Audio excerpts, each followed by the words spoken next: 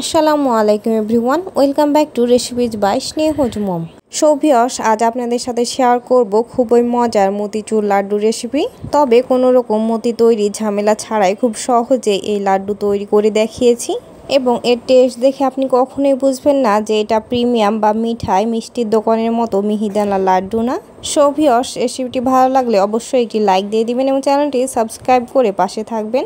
So আর দেরি না করে চলে যাচ্ছি এর মেকিং প্রসেসিংয়ে। এখানে আমি একটি স্ট্রেনার নিয়েছি এবং নিয়ে নিচ্ছি 1 কাপ পরিমাণ বেসন এবং এর বেসনটা অবশ্যই চেলে নিতে হবে, কারণ বেসনের মধ্যে অনেক ময়লা এবং লাম্পস থাকে, আর এইভাবে চেলে নিলে এর ব্যাটারটা তৈরি করতে সুবিধা হবে। এবার একটি হ্যান্ড উইক্সের সাহায্যে এর মধ্যে গোটা দলাগুলো ভেঙে দিতে হবে এবং চেলে নেওয়া বাড়তি অংশগুলো ফেলে দিতে হবে। এবার এগুলো আমি ফেলে দিচ্ছি। এবার এখানে দিয়ে দিচ্ছি হাফ চা চামচ পরিমাণ লবণ। কেউ মিষ্টি জিনিসে লবণ খেতে না চাইলে সেটা অ্যাভয়েড করতে পারেন। এবার একটি হ্যান্ড উইক্সের সাহায্যে শুকনো উপকরণগুলো ভালোভাবে মিশিয়ে নিতে হবে। এটা আমার একদম ভালো মতো মিশিয়ে নেওয়া হয়ে গেছে। এখানে এবার ব্যবহার করছি নর্মাল টেম্পারেচারে থাকা 2 কাপ পরিমাণ পানি। তবে পানিটা অবশ্যই একবারে দেওয়া যাবে না, 2-3 বারে পানিটা দিয়ে নিতে হবে এবং ভালো মতো মিশিয়ে নিতে হবে।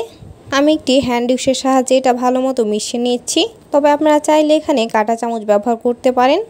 আবারও কিছুটা পানি এর মধ্যে দিয়ে ভালো মতো মিশিয়ে নিতে হবে। আমি 3 বারে পুরো পানিটা দিয়ে ভালো মতো মিশিয়ে নিয়েছি। এবার এটা 2-3 মিনিট সময় নিয়ে ভালো মতো ফেটিয়ে নিতে হবে। এরপর আমি একটি গ্লাস নিয়ে চেক করে দেখে নিচ্ছি যে এটা ঠিক ভালো মতো ফেটানো হয়েছে কিনা। ব্যাটারটা দেওয়ার সাথে সাথে উঠে আসছে, মানে এটা খুব সুন্দর মতো ফেটিয়ে নেওয়া হয়ে গেছে। এবার চুলায় একটি প্যান দিয়ে নিয়েছি এবং এখানে দিয়ে দিচ্ছি পরিমাণ মতো সাদা তেল। এবার তেলটা ঠিক মতো গরম হয়েছে কিনা একটু চেক করে দেখে নিচ্ছি। ব্যাটারটা দেওয়ার সাথে সাথে উঠে আসছে, এর মানে তেলটা খুব সুন্দর মতো গরম হয়ে গেছে। এবার একটি মেজারমেন্ট কাপে কিছুটা পরিমাণ ব্যাটার নিয়ে এইরকম লম্বাভাবে দিয়ে বেসনের বড়া তৈরি করে নেব। আপনারা চাইলে গোল করে এক জায়গায় ফেলে বড়া তৈরি করে নিতে পারেন, কোনো সমস্যা নেই। এটা জাস্ট হালকা ব্রাউন করে ফ্রাই করে নিতে হবে।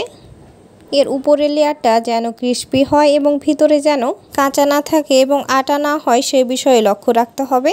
তাহলে লাড্ডু বানিয়ে নেওয়ার জন্য এই বড়াগুলো পারফেক্টলি তৈরি হয়ে যাবে। এবার এর একটা সাইড খুব সুন্দর মতো ফ্রাই করে নেওয়া হয়ে গেলে এটাকে এবার উল্টিয়ে দিতে হবে। এর অপর পাশটা আবার খুব সুন্দর মতো ফ্রাই করে নেওয়া হয়ে গেছে, এটাকে এবার উঠিয়ে নিচ্ছি। এবার ঠিক একই রকমভাবে আবারও বড়াগুলো তৈরি করে নিচ্ছি। আপনারা দেখে নিশ্চয়ই বুঝতে পারছেন এই বড়াগুলো বানাতে নির্দিষ্ট কোনো নিয়ম বা মাপ নেই, আপনাকে জাস্ট এটাকে ইচ্ছা মতো দিয়ে ফ্রাই করে উঠিয়ে নিতে হবে। এবার আমার সবগুলো বড়া ফ্রাই করে নেওয়া হয়ে গেছে। এগুলোকে এবার আমি একটি প্লেটে টিস্যু পেপারের উপর উঠিয়ে নিয়েছি। এভাবে টিস্যু পেপারের উপর বড়াগুলো রাখলে এর মধ্যে যে এক্সট্রা তেলটা রয়েছে সেটা এই টিস্যু পেপার শোক করে নিবে। এবার সবগুলো বড়া আমি টুকরো টুকরো করে ভেঙে নিচ্ছি। বড়াগুলো কিন্তু খুব সুন্দর মতো ফ্রাই হয়েছে, এর ভিতরে কিন্তু একটুও কাঁচা নেই। এবার এগুলোকে ব্লেন্ড করে নেওয়ার জন্য একটি ব্লেন্ডারে জাগ নিয়ে নিচ্ছি। এবার সবগুলো টুকরো করে রাখা বড়া এর মধ্যে দিয়ে দিচ্ছি। বড়াগুলো কিন্তু অবশ্যই একবারে ব্লেন্ড করে নেওয়া যাবে না, 30 সেকেন্ড করে 3-4 বারে ব্লেন্ড করে নিলে এটা খুব সুন্দর মতো ব্লেন্ড হয়ে যাবে। এটা কিন্তু অনেকটা ব্রেড গামের মতো ব্লেন্ড করে নিতে হবে, একদম মসৃণ করে ব্লেন্ড করে নিলে কিন্তু হবে না। এটা এবার ঢাকনা লাগিয়ে ভালো মতো ব্লেন্ড করে নিচ্ছি। এই তো এটা এবার আমার একদম ভালো মতো ব্লেন্ড করে নেওয়া হয়ে গেছে। এটা কিন্তু একদম ছোট মতির মতো তৈরি হয়ে গেছে। দেখলেন তো কি সহজে 2 মিনিটে তৈরি হয়ে গেল মিহিদানার মতি। এটা এবার পুরোপুরি রেডি লাড্ডু বানিয়ে নেওয়ার জন্য। এবার চুলায় একটি প্যান দিয়ে নিয়েছি এবং প্যানটা ভালো মতো গরম করে এখানে দিয়ে দিচ্ছি 2 টেবিল চামচ পরিমাণ ঘি এবং এখানে দিয়ে দিচ্ছি 1 টেবিল চামচ পরিমাণ কাঠবাদাম কুচি এবং দিয়ে দিচ্ছি 1 টেবিল চামচ পরিমাণ কাজু বাদাম কুচি। এবার এগুলো হালকা ফ্রাই করে ভেজে নিতে হবে। ট্রাস্ট মি, এইভাবে ঘিয়ের মধ্যে বাদাম ফ্রাই করে লাড্ডুর মধ্যে দিলে মনে হবে আপনি ঘিয়ে ভাজা মিহিদানা লাড্ডু খাচ্ছেন এবং এটার টেস্ট 1000 গুণ বেটার করে।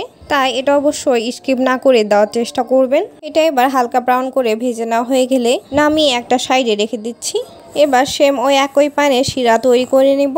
এজন্য এখানে দিয়ে দিতে হবে 2 কাপ পরিমাণ চিনি এবং দিয়ে দিতে হবে 1 কাপ পরিমাণ পানি। তবে আজ আমি এর জন্য শিরা তৈরি করব না, কারণ এর আগের আমার বানানো মিষ্টি শিরা অনেকটাই অবশিষ্ট রয়েছে। সে মিষ্টি শিরাটা এখানে আমি 1 কাপ পরিমাণ দিয়ে নিলাম। এটা এবার কিছুটা ঘন করে নিতে হবে, তবে খুব বেশি ঘন 1 তার বা 2 তার করে নেওয়া যাবে না। জাস্ট একটু আঠালো টাইপের হলে এই শিরাটা তৈরি হয়ে যাবে লাড্ডু বানিয়ে নেওয়ার জন্য। এটা এবার অনেকটাই আঠালো টাইপের হয়ে গেছে। এবার এর মধ্যে দিয়ে দিচ্ছি সামান্য ইয়েলো ফুড কালার। এটা পুরোপুরি অপশনাল, আপনারা চাইলে স্কিপ করতে পারেন এবং চাইলে অন্য কোনো কালারও অ্যাড করতে পারেন, যেমন অরেঞ্জ কালারও এখানে দিয়ে নিতে পারেন। এবারে শিরার মধ্যে ব্লেন্ড করে রাখা মতিগুলো দিয়ে নিচ্ছি। পুরো মতিটাই এর মধ্যে দিয়ে নেওয়া হয়ে গেলে শিরার সাথে ভালো মতো মিশিয়ে নিতে হবে। এটা একটু সময় নিয়ে 5 মিনিটের মতো ভালো মতো মিশিয়ে শিরার সাথে কুক করে নিতে হবে, যেন মতিগুলোর মধ্যে ভালো মতো রস প্রবেশ করে ভিতরে। এ সময় চুলা আঁচটা একদম লো মিডিয়াম হিটে রাখতে হবে এবং শিরার সাথে ভালো মতো মিশিয়ে নিতে হবে এবং এটা অনবরত নাড়তে থাকতে হবে, নইলে নিচ দিক থেকে লেগে যেতে পারে। মতি তৈরি ঝামেলা ছাড়া ফাঁকিবাজি এই লাড্ডুটা কিন্তু খেতে সত্যি অসাধারণ হয়। মিষ্টি খেতে ইচ্ছা হলে বা বাচ্চাদের আবদারে খুব সহজে এই লাড্ডুটা বানিয়ে দিয়ে দিতে পারেন এবং এর থেকে সহজভাবে এবং অল্প সময়ে আর কোনো লাড্ডু তৈরি হয় বলে আমার মনে হয় না। এবার এর মধ্যে দিয়ে দিচ্ছি ঘিয়ে ভাজা বাদামগুলা এবং সাথে ঘিটাও দিয়ে দিচ্ছি। এবার এটা ভালোভাবে মিশিয়ে নিতে হবে, আর এটা সুন্দর মতো মিশিয়ে নিলে লাড্ডুটা একদম তৈরি হয়ে যাবে। তবে এটা কোনোভাবেই নাড়ানো বাদ দেওয়া যাবে না এবং চুলা আঁচটা কোনোভাবেই বাড়ানো যাবে না, নইলে লাড্ডুগুলো নিচ দিক থেকে পুড়ে যেতে পারে। এটা এবার ঘি এবং বাদামের সাথে 2 মিনিটের মতো ভালো মতো ফ্রাই করে নেওয়া হয়ে গেলে একটি প্লেটে ট্রান্সফার করে নিচ্ছি এবং এটা ভালো মতো ঠান্ডা করে নিতে হবে এবং এটা কিছুটা ঠান্ডা হয়ে আসলে লাড্ডু বানিয়ে নিতে হবে। এবার এখান থেকে কিছুটা পরিমাণ লাড্ডুর ডো আমি উঠিয়ে নিচ্ছি এবং হাতের সাহায্যে ঘুরিয়ে বল আকৃতি তৈরি করে নিতে হবে এবং কিছুটা সময় নিয়ে এটা ঘুরিয়ে নিলে দেখবেন খুব সুন্দর মতো লাড্ডু তৈরি হয়ে যাবে। চাইলে 2 হাত দিয়ে ঘুরিয়েও লাড্ডুটা তৈরি করে নিতে পারেন। লাড্ডুটা আরও কিছুটা রাউন্ড শেপ বানাতে আমি 2 হাত দিয়ে ঘুরিয়ে লাড্ডুটা তৈরি করে নিচ্ছি। এই তো এবার তৈরি হয়ে গেল দারুণ মজার মিহিদানা লাড্ডু। লাড্ডুর ভিতরটা কি পরিমাণ ইয়ামি হয়েছে আমি এবার একটি ভেঙে দেখিয়ে দিচ্ছি। আশা করি আপনারা দেখে নিশ্চয়ই বুঝতে পারছেন এটা কি পরিমাণ সফট এবং জুসি হয়েছে। এবার ঠিক একই রকমভাবে আমি সবগুলো লাড্ডু বানিয়ে নিয়েছি এবং লাড্ডুগুলো একটি সার্ভিং ডিশে নিয়ে নিচ্ছি। এইখানে আমার প্রায় 15টির মতো লাড্ডু হয়েছে। এবার লাড্ডুগুলো আরও কিছুটা ইয়ামি বানাতে এবং আরও কিছুটা সুন্দর বানাতে এর উপর কাজু বাদাম দিয়ে নিচ্ছি। এই তো আমার এবার সবগুলো লাড্ডু তৈরি হয়ে গেছে। আশা করি আজকের আমার এই সিম্পল এবং সহজ রেসিপিটি আপনাদের ভালো লেগেছে এবং ভালো লেগে থাকলে বাসায় একবার অবশ্যই ট্রাই করবেন এবং রেসিপিটি কেমন লাগলো অবশ্যই একটি কমেন্ট করে জানিয়ে দিবেন, কারণ আমি সবসময় আপনাদের কমেন্টের অপেক্ষায় থাকি।